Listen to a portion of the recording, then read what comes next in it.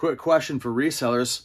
When you're doing a bunch of buying and you come home with a bunch of stuff and you start looking through your haul, you ever find yourself occasionally in possession of something that you just don't feel comfortable selling?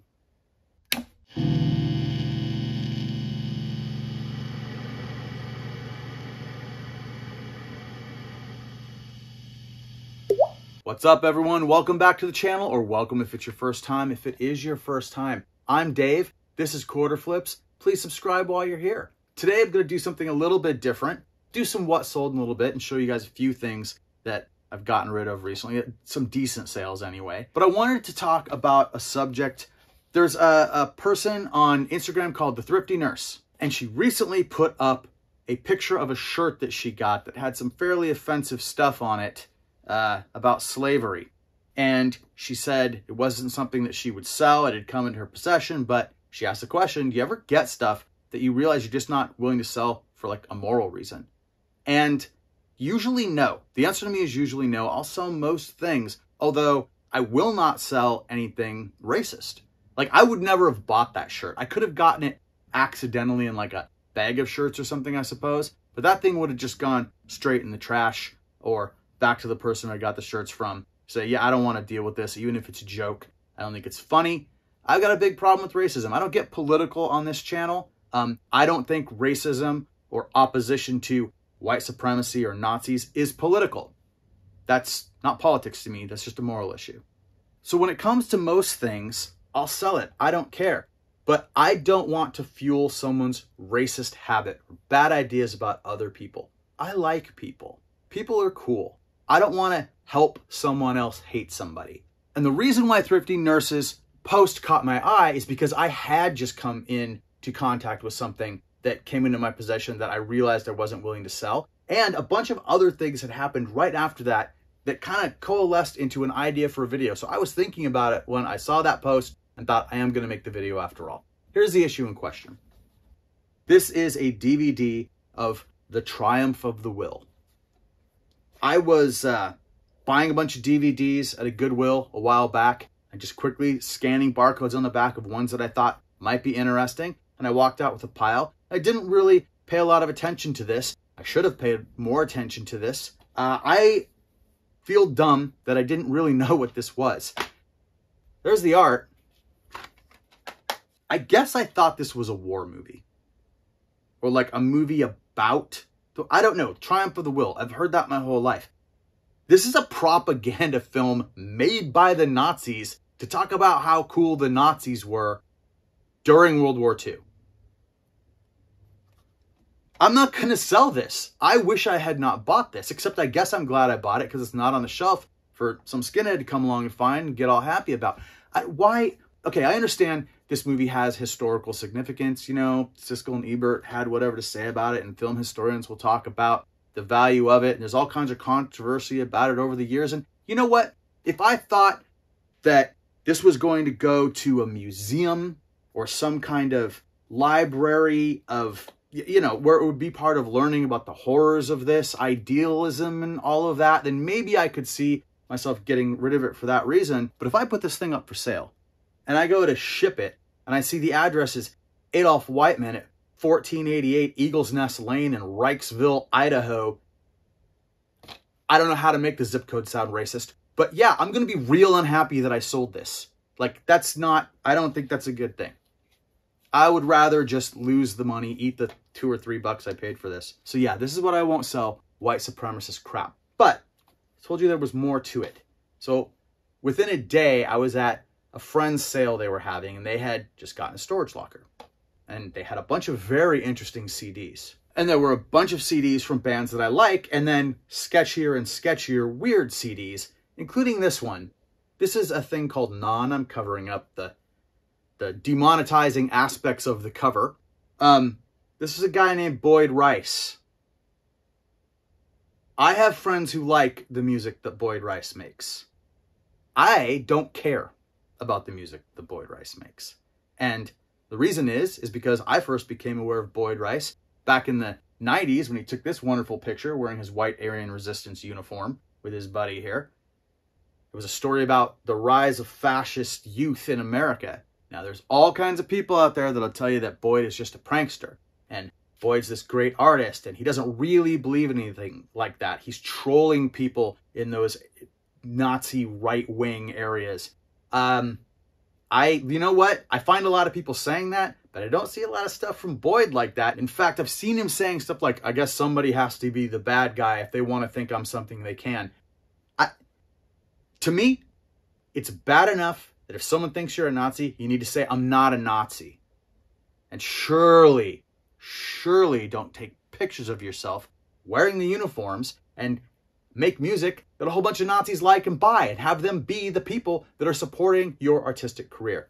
Now, why do I think that someone who was racist or had issues around race would be supporting Mr. Boyd Rice's career?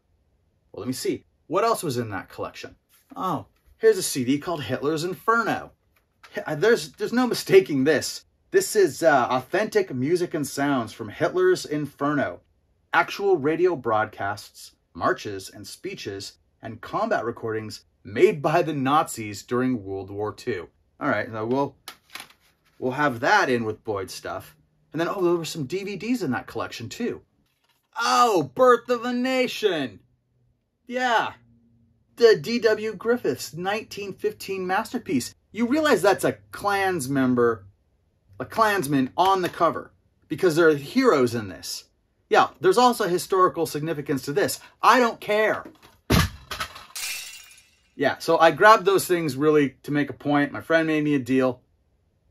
So one last little bit about this story. The person who got this collection had these DVDs and CDs, the Boyd Rice CD in with the racist stuff, weird. They said, oh, there's a lot of other stuff I don't know what to do with. Are you interested? It's weird. This is a sketchy collection of stuff that came out of the storage unit. I said, what is it? And they said, it's a bunch of SS uniforms and Nazi daggers. Yeah, so this was just a straight up Nazi collection. That's all. And no, I didn't want to figure out how to help to sell those. I don't care if they're worth $1,000 each. I don't want to touch them. And honestly, I don't want anyone to have them. I know it's not my right, but if I can keep people from having them in little minor ways, like maybe buying the stuff and then disposing of it, I'll do that here and there. But I'm not going to sell it. I think it's wrong. And the thing about this racist crap is that there's not even a lot of places to sell it anyway. Discogs doesn't even allow a lot of like skinhead Nazi music to be sold. And that's where I sell a lot of my music anyway. And I'm not saying that's why I don't do it. There are ways to sell these records if you want to. I just don't want to. There was a band called Screwdriver. Nazi skinhead band from the UK. Back in the day, like early 80s. And they had horrible songs. I wish I'd never heard them. But I unfortunately have heard a little Screwdriver in my time. You've got to know your enemy, right?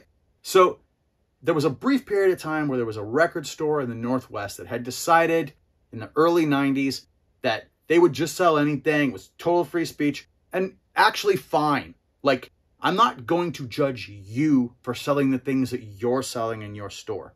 Like, that is where I align on that stuff. I'm not going to do it, but whatever. So I was in this store and I saw that there was a Screwdriver section, and the way the record racks were set up, it was right up at the front so you could see the records, and then there was like the bin. And this guy, who was also in the store, came over to the Screwdriver record, put his hands on the record. There were about 4 brand new sealed in the shrink wrap records in there. And he grabbed the first one and he pulled it down over the edge of the bin so that the vinyl inside broke and the cardboard bent, even though it was in the shrink wrap.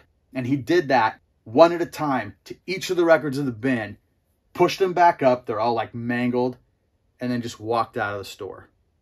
That person committed a crime. Absolutely. And like I said, I'm not going to do that. But you know what? I did have a smile on my face.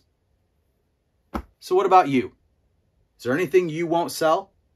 Chime in the comments. Maybe, I don't know, I might pick up some trolls on this one, so join in. Okay, let's talk about some sales, some things that I sold. Get on to some nicer topics here. I sold some of the items from a couple of the last videos that I've made. DVDs and Blu-rays. I sold that 5-disc Dario Argento set for $29.99 plus shipping. I sold a sealed copy of the Fringe Complete 5th and Final Season for $22.99 plus shipping. This one was fantastic. If you run into this in the wild, definitely grab it. It's the World of Wong Kar-wai Criterion Edition. This Blu-ray set sold for $99.99 plus shipping. And then, of course, just some more of the bread and butter stuff. Another set of Clone Wars DVDs, Volume 1 and 2. Those went together for $17.99, shipping included on that one. I showed all that D&D stuff that I got a couple videos back. I've listed some of it, and I've already sold some of it. Here's from Planescape, the Eternal Boundary accessory set. That went for $33.99 plus shipping. And a sealed copy of the Devaspark from Planescape, $49.99 plus shipping. Both of those sold right away as soon as I listed them. I probably could have listed them for higher. And then I recently sold a bunch of old t-shirts that I had. And I've been seeing all these videos about people that do vintage t-shirts. And I don't really run into a lot of t-shirts in the wild. But I did have some in my closet that really needed to go. This one was a Lookout Records vintage t-shirt from a show that Lookout Records did at Gilman Street in Berkeley in 1991.